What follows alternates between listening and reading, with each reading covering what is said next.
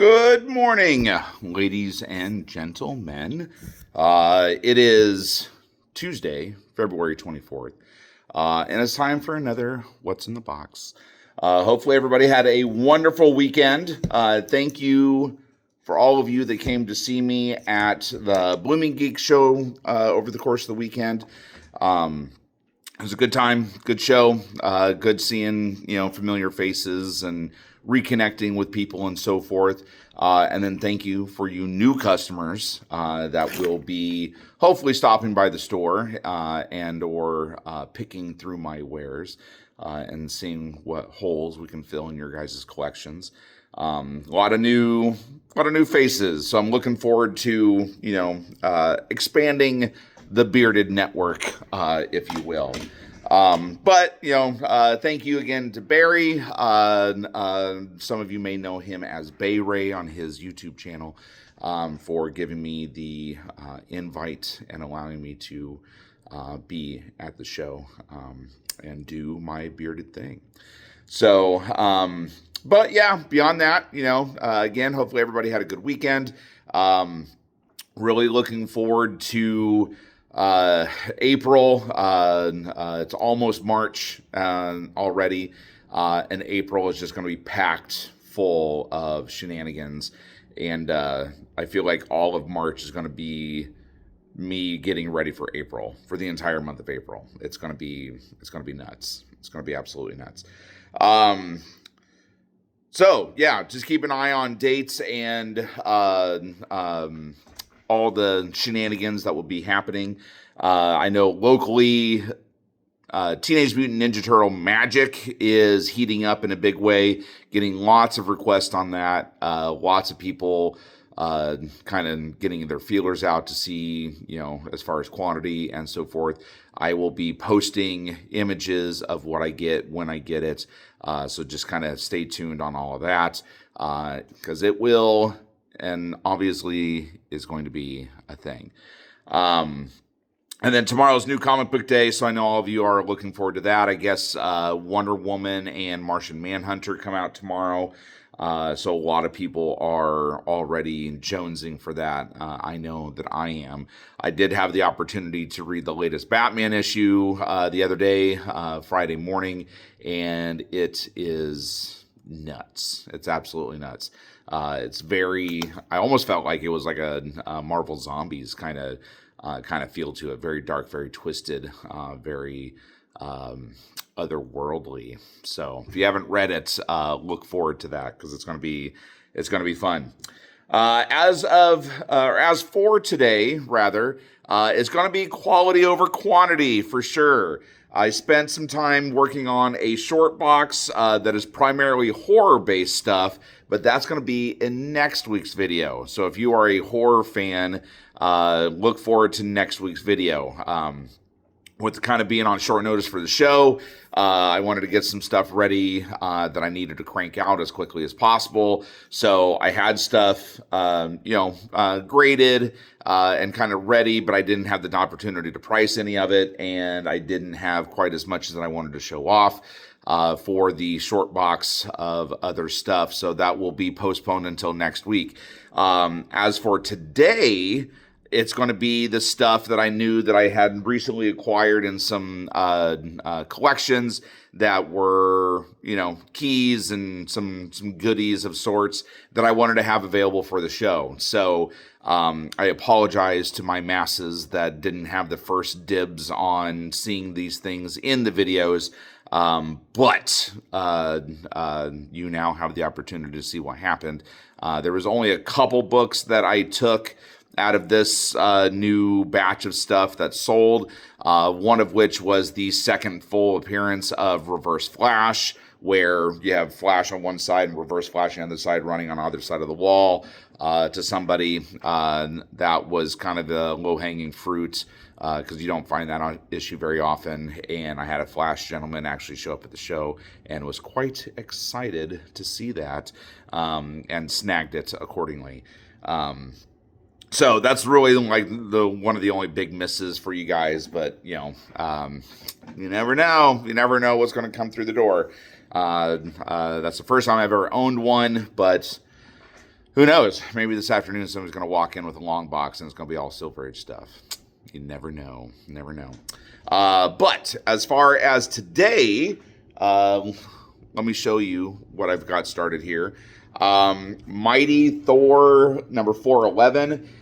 This is the first cameo of the new warriors, such as Night Thrasher, Namorita, as well as others. This is quickly becoming a classic cover of sorts. Juggernaut fighting Thor. It's just a very cool book. So this has been climbing in price and value for some time now, and I have one available. Speaking of Flash, this is number 229. This is one of the 100-page giants that they were doing. They did this across all the DC stuff, kind of in the same era. They just made these really big, fat books. What makes this one valuable is that it is in really good shape. Really good shape. This is a high grade copy, and if I remember correctly, this is kind of like in the mid 70s. And these square bound books tend to get a lot of wear and tear, and they split. You know, they don't hold up very well. So finding a high grade copy of these 100-page giants goes a long way. It really does. This one kind of speaks for itself. This is The Shadow, number 1. I was recently advised that Mr. Alec Baldwin, who portrayed the Shadow in the cult movie classic The Shadow in the 90s, is going to be at a horror con up north here, just a few months, I believe. So this could be a fun one for somebody to get signed. I mean, me personally, I'd be leaning into something Beetlejuice related because that's my flavor. But The Shadow, that's pretty cool. That's pretty cool, right? Another hard one to find, one that doesn't come up very often. This is The Sandman, number 8. So this is actually the first appearance of Death in the Sandman universe. She actually did have another appearance in DC in an Action Comics books. Or an Action Comics book that was considered her first canon appearance. But, DC owned Vertigo back in the day. And so this is that, Vertigo was kind of that sub or adjacent universe. Eventually DC just, kind of encapsulated all of it. But anyway, first appearance of Death, that's pretty rad. Star Wars fans, this is Kanan, the last Padawan, with the animated, this is the Clone Wars animated cover that they did, so this is a ratio variant. This is another one of those books that Star Wars fans' first appearances. There's a couple of other first appearances in this as well. I'm not, in all honesty, as well versed in new Star Wars lore. So this character and the significance is a little bit lost on me, other than just what I've researched when I found the book. But it's still a very cool book. High grade, 9.4. So again, kind of a hard book to find. I've had one of these before, but it's always nice to see. This is The Champions, number 1. So this is the first appearance of The Champions. So the first, kind of sub-story and so forth. This title was kind of fun because I felt like it went for like more of an elemental kind of feel. You had Hercules, which is kind of your brute strength. You had your Ghost Rider, which is kind of your fire element. You had Iceman for your ice element. Angel, your flying ability, and then your Black Widow for more stealth tactic. So kind of a super team, so to speak. Pretty cool, pretty rad book. Early Ghost Rider stuff. It's always fun to see. This one is kind of a big book. This is a low grade copy, so it is much more affordable than if you found a high grade copy. But it is crazy in demand right now. All horror stuff is in demand, it seems, and never seems to diminish. Werewolf by Night #1. Again, I put this around a 2.0, so it is well loved and cherished prior to my acquisition of it. But you don't really find these very often, and high grade is very, very pricey. So this is his first appearance in his own title. Again, hard to find. Werewolf by Night, horror stuff.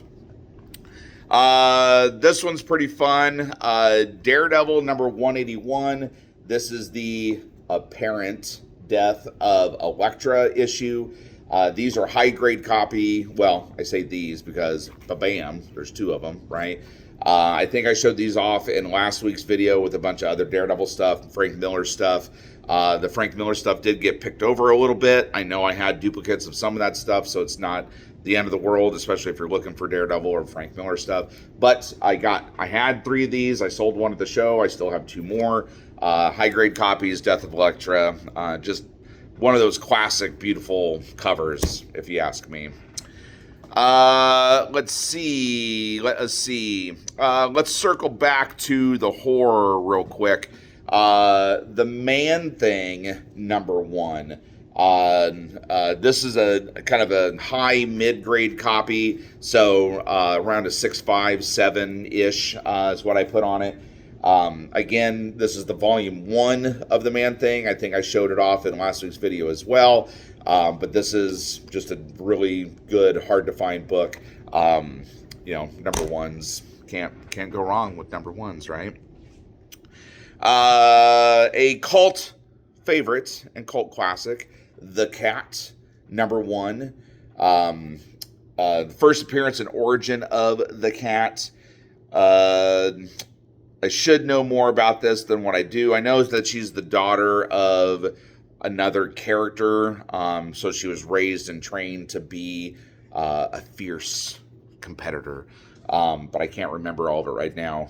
It's been a long weekend, and some of the detail is lost on this, but it's a high-grade copy. I put it around an 8, so that's a really good, solid edition of The Cat. How about Green Lantern Corps #201, or the Green Lantern #201. This is the first appearance of Kilowog, and it's also the first Corps book that they put together, kind of teaming up all the lanterns that have been in the universe. But Kilowog is the big deal. This is also a high-grade copy. Any Green Lantern fan or DC fan would love to have this added to their collection. Beautiful white pages. I mean, it's a good thing. Very good. Again, with more cult classic favorites, how about Rom, Space Knight #1? I know that they just made a figure for him recently, and there's been rumors of him showing up in some other titles, even in a support role. But we haven't quite seen that yet. He was definitely a fan favorite back in the day when he was out. The book lasted well into the hundreds for issues, so a lot of people dig that book. This one's pretty cool. I thought that I knew what I had when I saw it, but after researching it and figuring out what I really had was pretty cool. This is Jungle Action #5. This is the first solo story Black Panther. Okay, so Black Panther appeared in Fantastic Four. I believe it was #42. Prior to all the Galactus stuff, if I remember correctly. I could be wrong on that. But he appeared in Fantastic Four, that I know for sure. And then with his popularity, Jungle Action had its own series 1 through 4 and was doing its own thing. And then they threw Black Panther in #5, and then that carried, I think, into the 20s if not in the 30s, for jungle action, with Black Panther kind of doing his own thing. And then he got his own solo story, which was illustrated by Jack Kirby for several of the issues, if not all of them. I think it was a 12-issue run, and I think Kirby did all of it. But again, I could be wrong on that, but I know he definitely did number 1, and I'm pretty sure I saw his artwork through most of the series. But anyway, if you're a Black Panther fan, this is a big book for you. Hard to find. That's the first time I've ever had one of those in my hands. Hulk. How about Immortal Hulk number 1? Hulk lore. Avengers number, 638 or something. It was a big number, I know. They found out that Hulk was practically immortal as long as he was in a Hulk form, and his rage continued. He was able to self-heal and so forth. In that issue, I believe he got a big hole blown through him, and they're like, oh my God. And then he got back up and just continued to kick ass. And then they found out that he is practically immortal as long as he stays in Hulk form. And I know that the series Maestro, which was written by Peter David, essentially touched on that same concept. That's why you had long-haired, long white-haired Hulk in that series. So anyway, that's just something to consider. They've written stories where Hulk and Wolverine are essentially the last two super beings on Earth. Before, which are kind of fun reads. I don't remember the titles off the top of my head, but they have done that. Immortal Hulk number 1, again, it's a good book. It's a very good series. I read most of that one.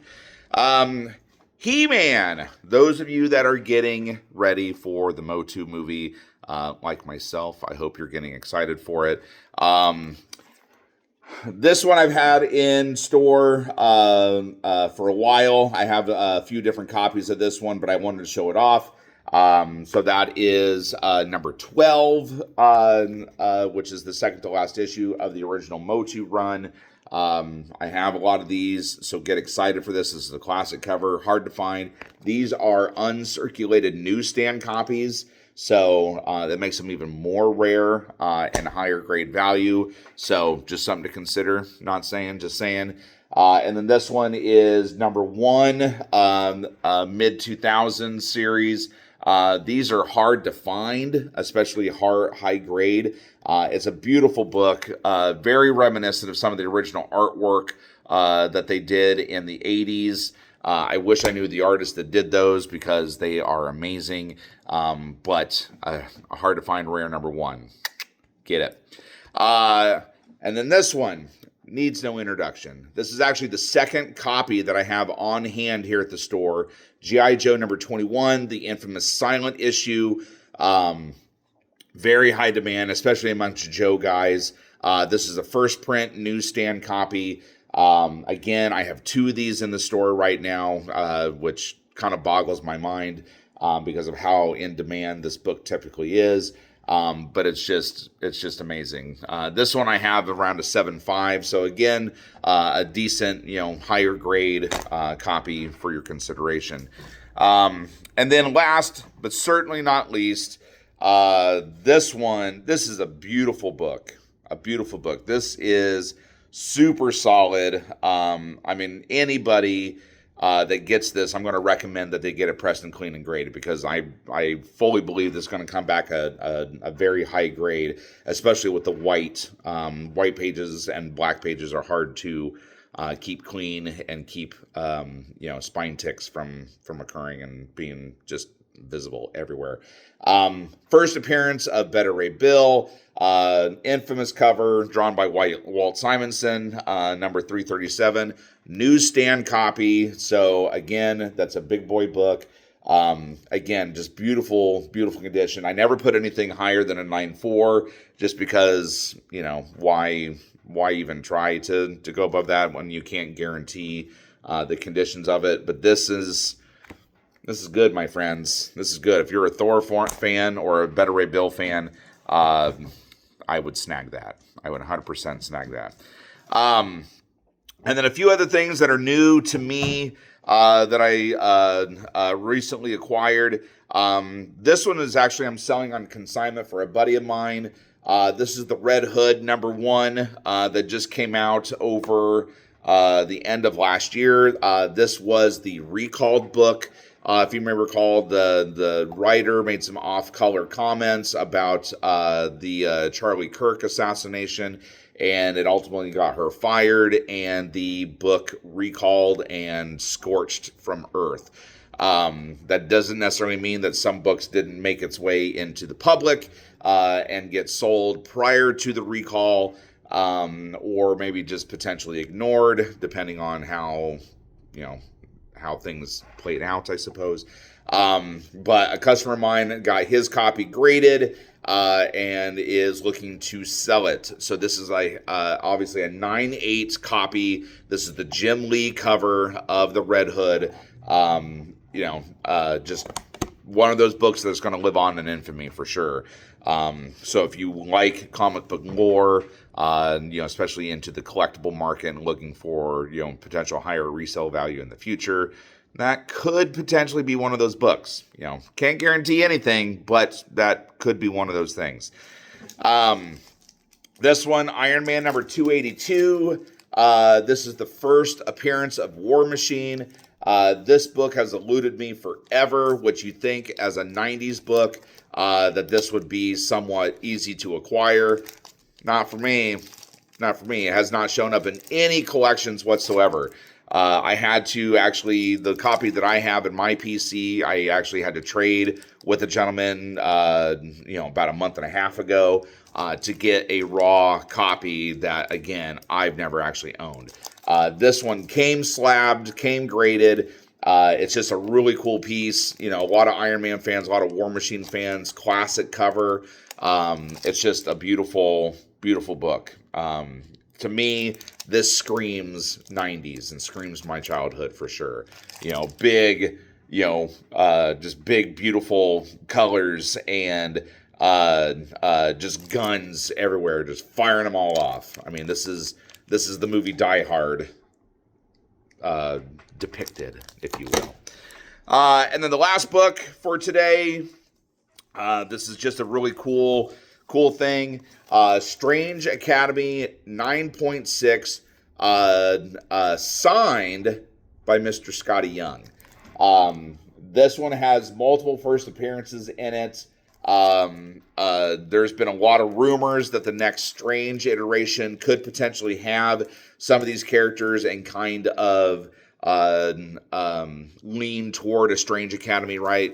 In the last movie that we saw, the Scarlet Witch one, we saw all the wizards, oh my god, sorcerers, being trained in Camartage by Wong, and so there's already that kind of predetermined knowledge that this kind of what happens and could happen. How far they potentially could go with it, we don't know, but it's kind of low-hanging fruit in that sense.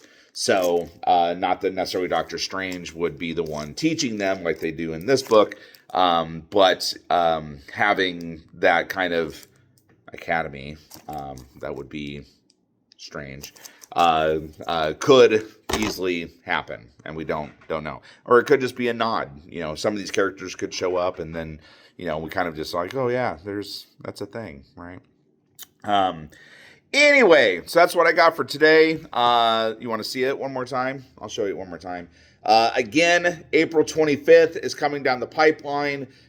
This is going to be the giveaway that we're going to have for Stuart Sayger for the show. I'm going to do an announcement next week, beginning the raffle process and conditions for being able to get your name in the hat to win this, as well as Gavin Smith's entry. So just kind of be prepared for details on that.